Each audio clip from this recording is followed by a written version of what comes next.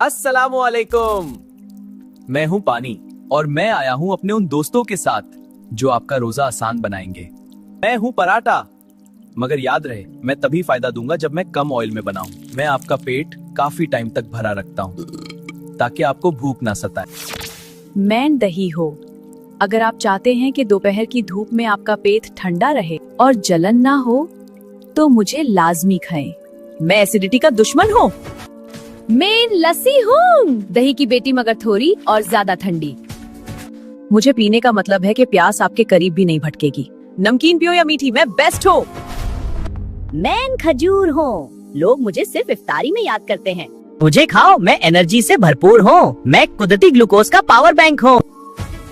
मैं छोटी इलायची हूँ, मुझसे दोस्ती करे तो मुंह की ताजगी भी रहेगी। और जो प्यास बार बार लगती है ना, उसे मैं कंट्रोल कर लेती हूँ।